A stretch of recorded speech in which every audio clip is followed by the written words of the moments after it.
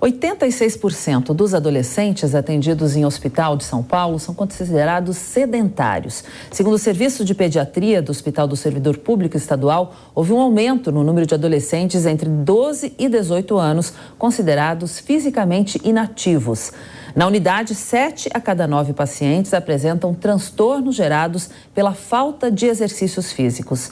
Para falar sobre esse assunto, a gente recebe agora a pediatra do Instituto de Assistência Médica ao Servidor Público Estadual, Silvana Vertemati.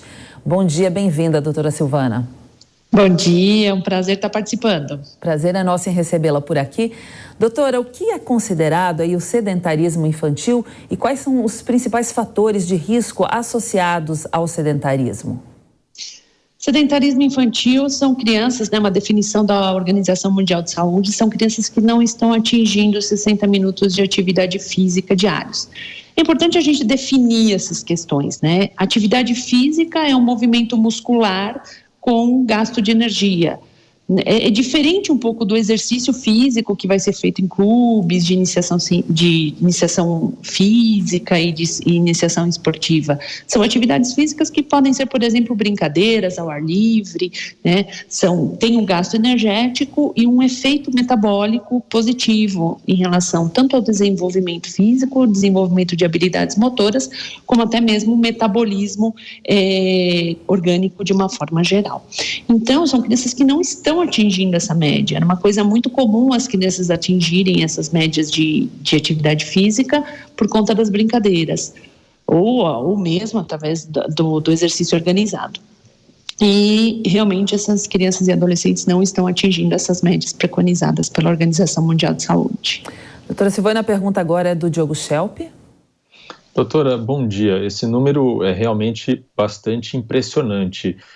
O que se pode fazer para contornar esse problema? O que os pais podem fazer, por exemplo, para estimular os filhos a fazer atividades físicas? Então, esses números, na verdade, eles acompanham os números de outros países, Por exemplo, Estados Unidos. Nos Estados Unidos, a gente tem 76%, O número que a gente identificou aqui foi 86%. Nos Estados Unidos, eles já têm essa média em 76%. Lá, eles têm a questão, por exemplo, do clima, às vezes, É difícil fazer atividades outdoor durante o inverno e eles tinham algumas questões. Aqui no Brasil, a gente tem questões relacionadas à segurança pública, às vezes, por conta de dificuldade, acesso a parques ou lugar seguro para atividades físicas infantis, e a gente tem, às vezes, e isso aconteceu muito após a pandemia, que tinha uma necessidade, inclusive intelectual, do tempo de tela. Esse tempo de tela, depois da pandemia, ele permaneceu e muitas crianças mantiveram a sua rotina vinculada ao computador, ao celular. Então, é importante que os pais estejam atentos a essa situação e, muitas vezes, o próprio ambiente familiar favorece isso. Os pais, às vezes, são sedentários e passam isso para os filhos, A própria rotina familiar não favorece a atividade física. Então, é importante que a família, de uma forma geral, se engaje nesses programas ou de treinamento ou mesmo de atividades em família que proporcionem a atividade física adequada com benefício para todos.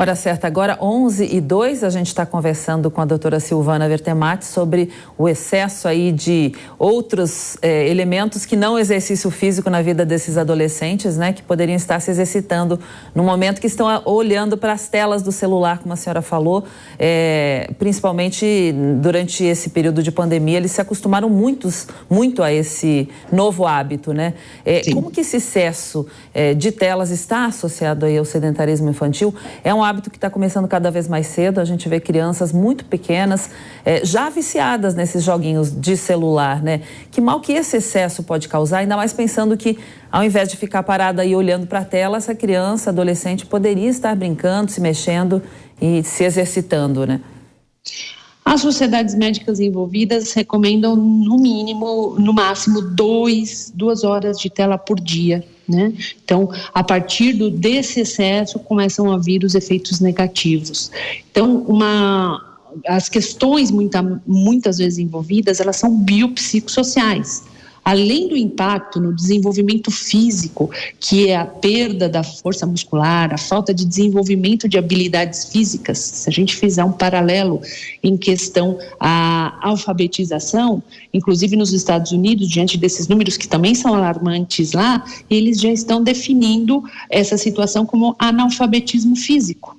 Então, são crianças que não desenvolvem habilidades físicas e têm dificuldade de se inserir em programas de atividade física justamente por essa dificuldade. Então, a gente começa a enxergar isso a longo prazo. Então, uma criança que não tem o alfabetismo intelectual vai ter problemas no futuro. Então, a gente fala muito em educação e desenvolvimento educacional, temos que falar também no desenvolvimento da habilidade física no sentido de se criar adultos não sedentários. Então, são essas as questões envolvidas.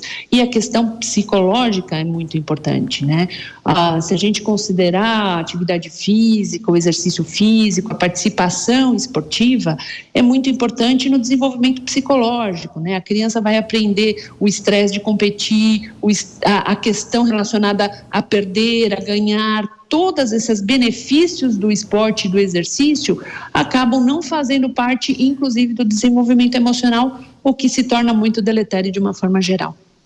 Diogo?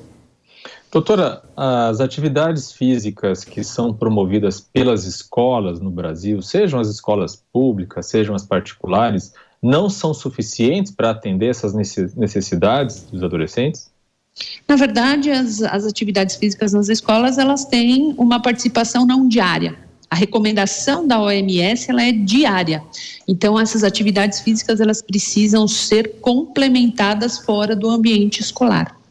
Alguns países têm no seu currículo, então, alguns países investem muito nessa formação física das crianças e adolescentes. Alguns países já entendem, eu tenho contatos, por exemplo, na Holanda, Canadá, eles entendem, são países que têm a saúde pública como motivo final de tudo isso, eles entendem que as crianças ativas vão ser adultos que vão dar menos gastos para o sistema de saúde. Então, é importante se entender a participação da inatividade física no desenvolvimento das doenças crônico-degenerativas. Então, sim, é importante se estimular as aulas de educação física, mas muitas vezes, diante do currículo escolar, elas não são suficientes da forma que elas estão organizadas hoje. E, às vezes, há necessidade desse complemento no ambiente domiciliar.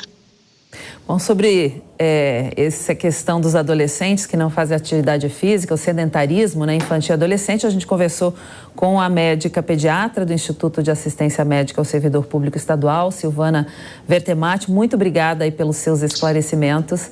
Eu que agradeço, é importante a comunidade estar diante dessas informações. Muito bem, bom dia para a senhora então, seja sempre bem-vinda. Bom dia, obrigada.